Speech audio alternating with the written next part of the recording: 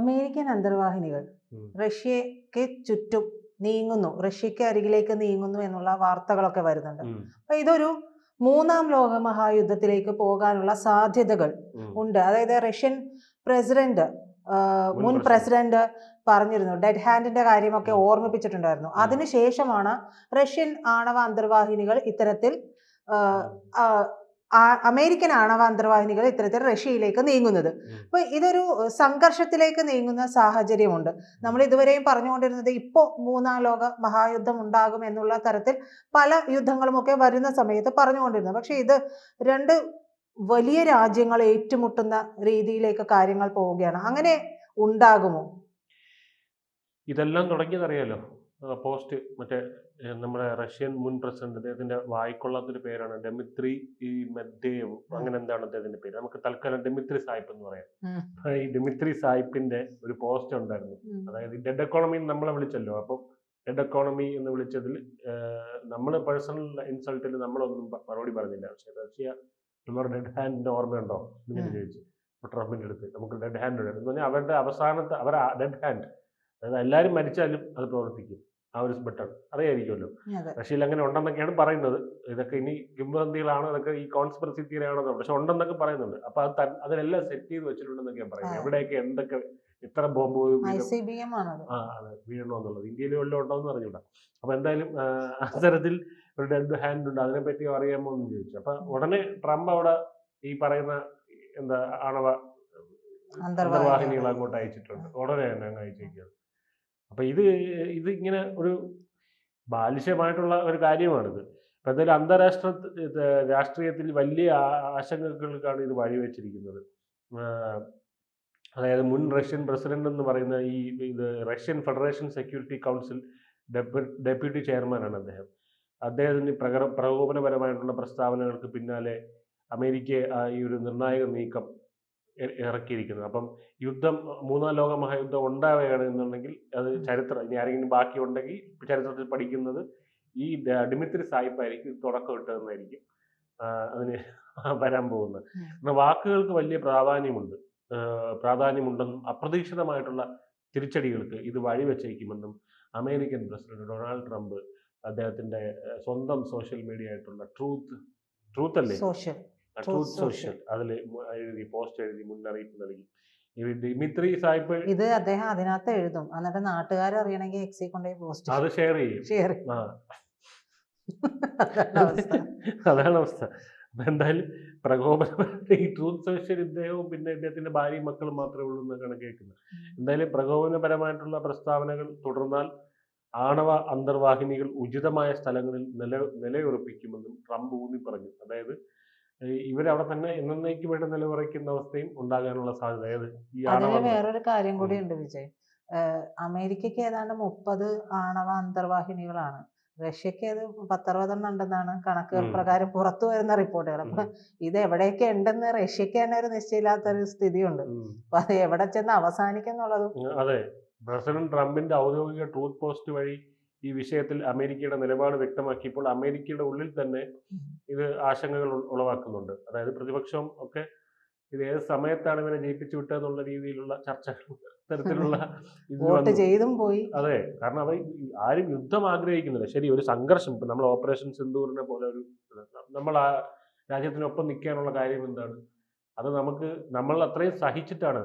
ചുമ്മാ ഇപ്പം ഒരു ഇതുണ്ടാവുകയാണ്, പാകിസ്ഥാൻ നമുക്ക് വേണം എന്നും പറഞ്ഞ് ഇന്ത്യ യുദ്ധത്തിന് പോയി കഴിഞ്ഞാൽ, അല്ലെങ്കിൽ നമുക്ക് അഫ്ഗാനിസ്ഥാൻ വേണം, നമ്മൾ പണ്ട് നമ്മുടെ ഭാഗമായിരുന്നു, നമുക്കിപ്പോൾ വേണമെന്നും പറഞ്ഞ് നമ്മൾ പോയി ഇന്ത്യൻ പൗരന്മാർ അതിനെ കൂട്ടു നിൽക്കില്ല. കാരണം അതിന്റെ ആവശ്യമില്ല. എന്തിനാണ് വയ്യ, ഈ ഉള്ള ഇന്ത്യ തന്നെ ഉള്ളത് തന്നെ നമുക്ക് വയ്യ നോക്കാൻ, പിന്നെ പാടാണ് ഇത്രയും ജനങ്ങൾ, ഇനി അവരെയും കൂടെ വിളിച്ച് കയറ്റണമെന്ന് പറഞ്ഞ് നമ്മൾ. അപ്പൊ അത്തരത്തിൽ ഒരു യുദ്ധത്തിനൊന്നും റഷ്യയോട് യുദ്ധം ചെയ്യണമെന്ന്. റഷ്യ എന്ന് പറയുന്നത് രണ്ടാമത്തെ സൂപ്പർ പവറാണ്. 1 എന്നൊക്കെ തർക്കം അവിടെ നിൽക്കുന്നുണ്ട്. അപ്പൊ അത് ഒരു സാധാരണ യുദ്ധം പോലെ ആയിരിക്കില്ല. അമേരിക്ക ഒരിക്കലും നേരിട്ടിട്ടില്ലാത്തൊരു ശത്രുവാണ്. അതായത് നേരിട്ടൊരു ലോകമഹായുദ്ധത്തിൽ ഈ അമേരിക്ക നേരിട്ടിട്ടില്ല. ഈ 2ാം ലോക മഹായുദ്ധത്തിൽ അവസാനമാണ് ആര് വരുന്നത്, അമേരിക്ക വന്ന് ഒരു ആറ്റം ബോംബ് ഇടുന്നത്, പോയി തീർന്നു, സംഭവം തീർന്നു. അവിടെ നിന്നോട്ടാണ് ഈ ചട്ടമ്പി ആവാൻ തുടങ്ങിയത്, മറ്റേ പോലീസ് ആവാൻ തുടങ്ങിയത്. പക്ഷെ നേരിട്ടൊരു യുദ്ധമുഖം റഷ്യ ആയിട്ട് വന്നിട്ടില്ല ഇതുവരെ. അപ്പോൾ എന്തായാലും അദ്ദേഹം പോസ്റ്റിൽ കുറിച്ചതാണ് ഡിമിത്രിക്കെതിരെ. അപ്പോൾ ഉപയോഗിക്കുന്ന വാക്കുകൾ പ്രധാനമാണ്. അത് പലപ്പോഴും വിചാരിക്കാത്ത അനന്തരഫലങ്ങളിലേക്ക് നയിച്ചേക്കാം. അത്തരത്തിൽ വരുന്നൊരു അങ്ങനെ ഒരു സാഹചര്യത്തിന് ഇടവരാതിരിക്കട്ടെ എന്നാണ് ട്രംപിന് തൻ്റെ പോസ്റ്റിൽ കുറിച്ചത്. എന്തായാലും ഈ ഡിമിത്രി സാഹിബിനെ നേരിട്ട് പേരെടുത്ത് പരാമർശിച്ചുകൊണ്ടാണ് റഷ്യയുടെ മുൻ പ്രസിഡന്റ് ഇപ്പോഴും താനാണെന്നാണ് ഇദ്ദേഹത്തിൻ്റെ വിചാരം. പ്രസിഡന്റ് എന്ന് വിശ്വസിക്കുന്ന ഇയാൾ പരാജയപ്പെട്ട ഒരു വ്യക്തിയാണ്. അങ്ങനെ വ്യക്തിപരമായുള്ള ഇൻസൾട്ട്, തോറ്റ MLA എന്നൊക്കെ നമ്മൾ പറയില്ലേ, അതുപോലെ സ്വരാജിനെ നമ്മൾ തോറ്റ MLA എന്നൊക്കെ പറയുന്ന പോലെ അങ്ങനെ പറയും. അതായത് ഈ വാക്കുകൾ സൂക്ഷിക്കണമെന്നും ഞാൻ അദ്ദേഹത്തിന് ഒരു മുന്നറിയിപ്പ് നൽകുകയാണെന്ന് ട്രംപ് കൂട്ടിച്ചേർത്തു. ഈ ഡിമിത്രി സാഹിബിന്റെ പ്രസ്താവനകൾ സ്ഥിതിഗതികൾ അപകടകരമായ നിലയിലേക്ക് എത്തിക്കുമെന്നും ട്രംപ് മുന്നറിയിപ്പ് നൽകി. അതായത് ഒരു രാജ്യത്തിന്റെ ഔദ്യോഗികമായ പ്രസ്താവനയൊന്നും അല്ലത്. അപ്പൊ അതിനെ ആ വഴിക്ക് കണ്ടാൽ മതി. ഇദ്ദേഹം എന്തിൽ ഒഫൻഡഡ് ആവട്ടെ എന്ന് പറഞ്ഞ് നടക്കുകയാണ്. മനസ്സിലായോ?